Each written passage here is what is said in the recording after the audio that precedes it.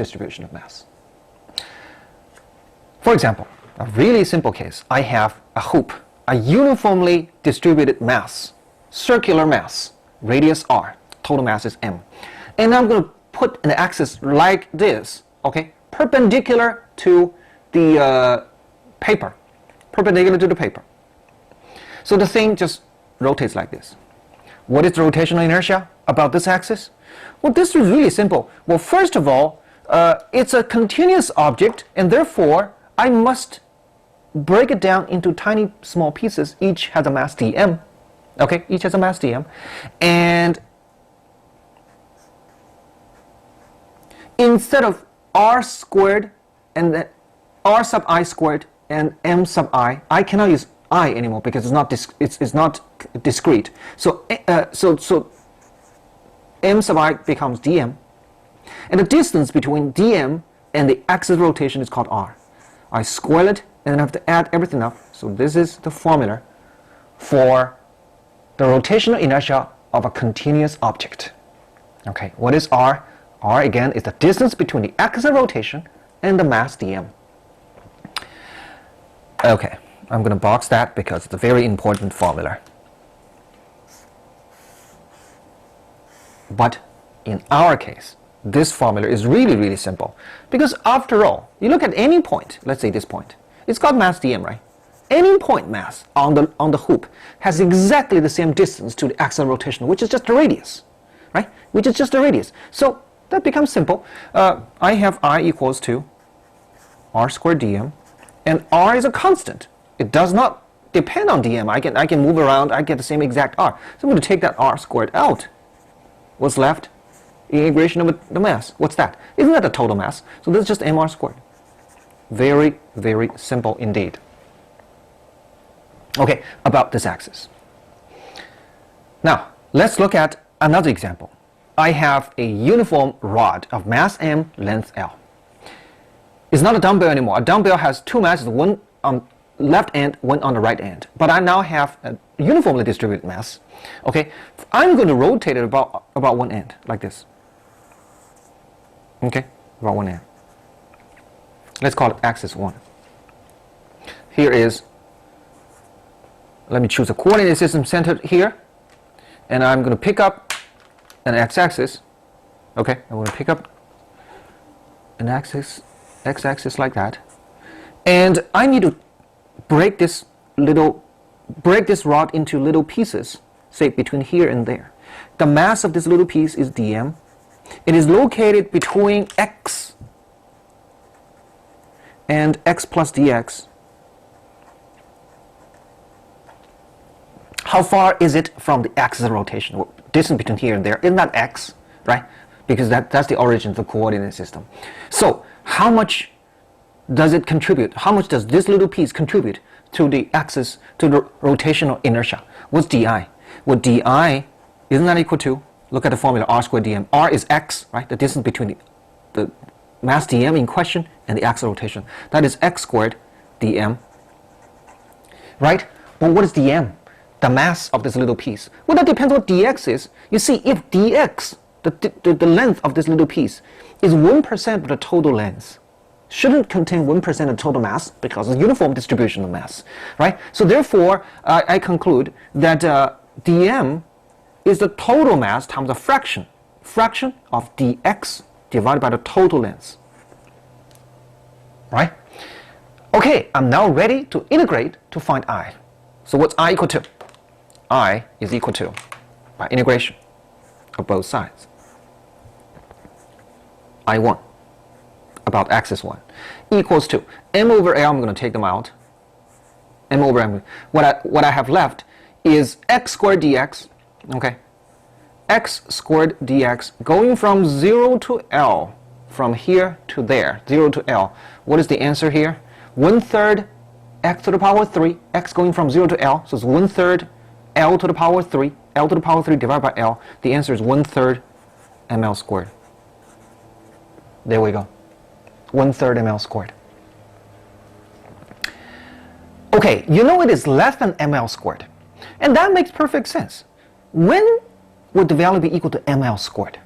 Well, suppose I push all the mass of this rod all the way to the other edge so that you end up with a point mass here, a distance L from the origin. If you rotate about this axis, what kind of rotational inertia are you going to get? Well, there's only one term in the summation, which is just point mass here.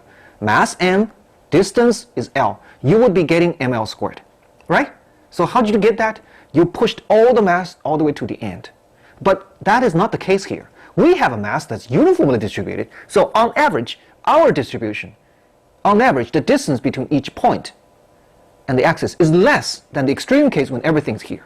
That is why we should be getting a value less than ml squared. So that makes sense. In fact, it's equal to 1/3 ml squared, it turns out. Now, what if I move the axis to the center? Okay, that, by the way, is a unique axis because that axis passes through the center of mass. For the uniform rod, the center of mass is right in the middle. Okay, this is CM. CM axis. What is ICM equal to? What is ICM equal to? We can calculate it. It's not hard to do that at all. There are a couple of things we can do to calculate it. One is I can continue to do this calculation. The only difference is that I must move the origin to here so that I can continue to use this formula x squared dm, because x, if I use this point as the new origin, then x is again the distance between a certain point mass on the rod and the axis of rotation. But if I move the axis to here, then when I integrate, the lower limit will be negative L over 2, the upper limit will be positive L over 2, and the answer will be different. Okay, negative L over 2 to positive L over 2, 1/3 x to the power 3, upper limit positive L over 2, lower limit negative L over 2. The answer would be 1/12 ml squared. You can check that. Okay, what I can also do is simply to borrow this result. I don't have to start from scratch. Let me borrow this result. This result tells you that if you had a rod of length L, mass m, and if you are rotating about one end of the rod, you will get 1/3 ml squared. Now, what I have here is the new axis. And this new axis, to the left of it, there's half a rod. To the right of it, there's another half a rod. Each half rod can be considered as a shorter one, right? As a shorter rod of half the mass and half the radius. And I'm rotating about the edge of each of them. So for this rod, for example, from here to there, it has a mass of m over 2. It has a length of L over 2. So what is its rotational inertia? Shouldn't be 1/3 its mass times its distance, its length squared. Right? I'm just borrowing that, except m is m over 2, L becomes L over 2. This takes care of the right half. The left half is identical, so the total rotation inertia is twice as much. You see, you got 2 over 3 times 2 times 4, that's 2 over 24, isn't it?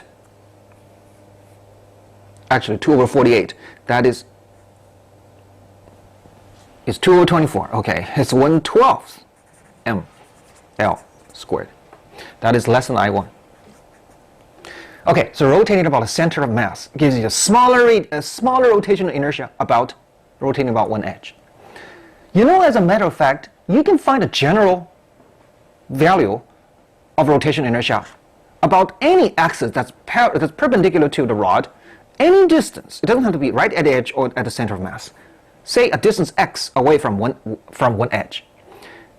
You of course will be getting a value of I, which depends on x, depends on where how far the axis is away. Let's say I use a red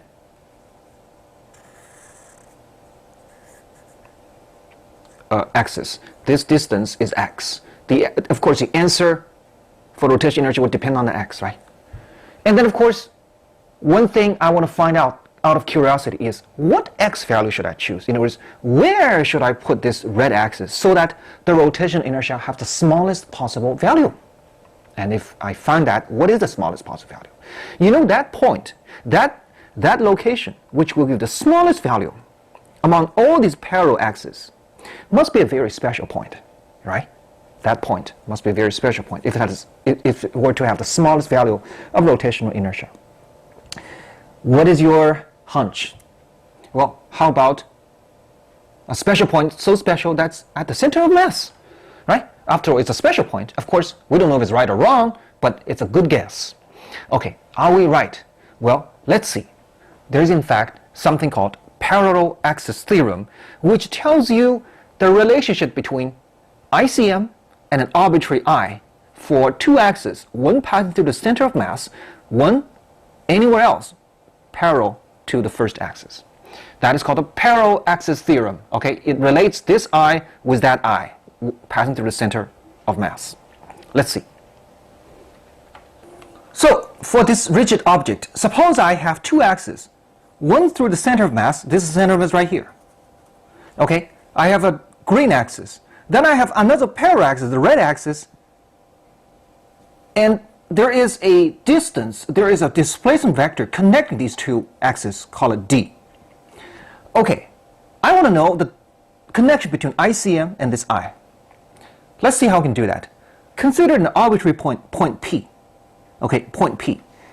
I draw two vectors, one from the old axis, the red axis, an arbitrary axis. From that axis, I draw a line perpendicularly from the axis until I reach that point. That's vector R. Similarly, I can start from the center of mass axis. Center of mass axis, draw a line, vector R prime, connecting to point P. You know, I have a vector triangle here. Right? I have a vector triangle. Then I have R equals R prime plus vector D. Okay, R equals R prime plus vector D. Now, I am interested in finding the rotational inertia of the system about this point, this axis and that axis. And in doing so, I must find R squared. Okay, R squared and R prime squared, right? How do I find R squared and R prime squared? Well, you know, what I can do is I can take R dot R. Because by definition, R dot R equals R squared. But on the other hand, R is equal to R prime plus D. So if I work out R prime plus D dot R prime plus D, I will get three terms, right? The first term is R prime dot R prime. The second term is 2 R prime dot D. And the third term is D dot D. That is very nice because R dot R is just R squared. Okay, so I immediately have R squared. The next term, on the other side, this R prime squared. And then I have, let me write this down first. I have D squared. Okay, then I have a cross term, R prime dot D. R prime dot D. Now, how much, if the mass, there is a little mass here, m sub I, how much does it contribute to the rotational inertia? Okay, first let me call this the ith particle, so all these guys will have a subscript I. D doesn't, because D is just a vector perpendicular to both axes connecting them, so that never changes. And what I'm going to do now is I'm going to multiply every term by m sub I, m sub I, m sub I, and m sub I. And I'm going to add, okay? I'm going to add sum over all the i's. Let's see what we get if we did that.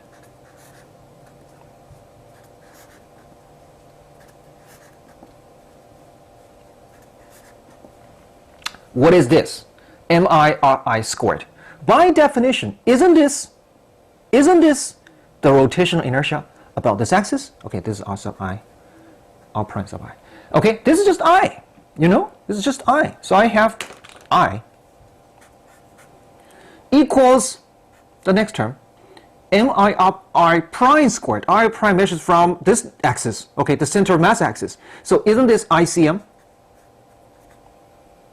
Okay, the next term, MID squared. Now D is a constant, okay? D squared is a constant. So what's left is just sum over the mass. So it's very simple, MD squared. See how clean that is? I equals ICM plus MD squared. Of course, we didn't touch the last term, but take a look at the last term. The last term is, there's a constant there's a constant 2. I'm going to take that out. Okay, so let me work on the last term. 2 mi ri prime. I'm going to keep it there. Mi ri prime. Okay, and then dot d. Okay, d is a constant. Again, it doesn't depend on I. Take a look at what's inside this parenthesis. What is mi ri prime? This looks suspiciously similar to something we learned in a previous chapter. In a previous chapter, we introduced a concept called the center of mass. Remember? If I have a whole bunch of particles, how do you find the center of mass? Remember the formula for the center of mass? RCM. Okay, how do you find RCM? RCM was equal to 1 over the total mass, and then you sum over all the particles, mi, ri. Right? That's how we did it. Okay.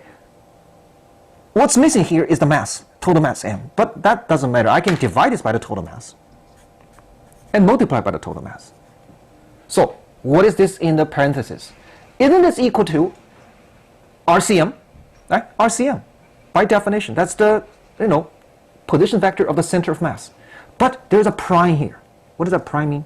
Prime here means everything is measured from the center of mass, using the center of mass as a reference. So you're sitting on the center of mass. You say, okay, where is the position vector of the center of mass? Well, you're sitting on it. Okay, so what is the position vector? 0. You're right on the center of mass. The position vector from your perspective is 0. So what is this? This, by definition, is 0. So we conclude that I equals ICM plus MD squared. Indeed, when you look at these parallel axes, the rotation inertia between them, there is a relationship. I equals ICM plus MD squared, and this answers a question that we raised before. Out of all the parallel axes, all parallel to each other, which one of them has the smallest value of rotational inertia? That must be a very special axis. And what is it? It turns out it is ICM. Because after all, any other I would be ICM plus a positive constant. So it's never going to be less than ICM. Right? This is always greater or equal to ICM. What's that constant? MD squared. D is the distance between the other axis and the center of mass axis. And of course, if you're sitting on the center of mass, then of course D will be 0. This is called the Parallel-Axis Theorem. For example, we'll go back to the case of this rod of length L and mass m. We know I equals 1/3 ml squared and ICM was equal to 1/12 ml squared. But now we can actually get one of them from the other by using Parallel-Axis Theorem.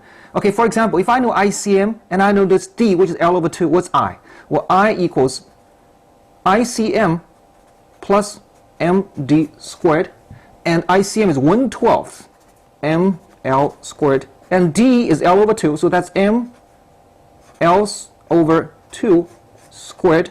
So what you have here is 1/12 plus 1/4 ml squared. What's 1/12 plus 1/4? Well, trust me, it's 1 over 3.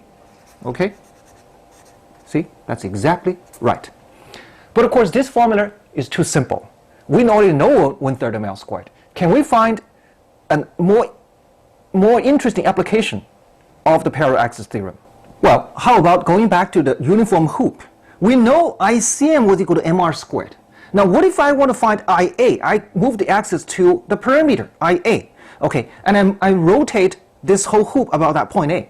If you try to find IA directly, well, good luck, because every, I cut it to points, right? Every point, you see, has a different distance, right? The integral will be a mess. On the other hand, if you use the Parallel-Axis Theorem, this becomes a piece of cake. ICM plus MD squared. D is equal to R, right? The separation between these two axes. So I have ICM plus MD squared, and that equals mr squared plus MD squared. D is equal to R, so it's another mr squared. The answer is just 2mr squared. There we go. This is an interesting application of the Parallel-Axis Theorem.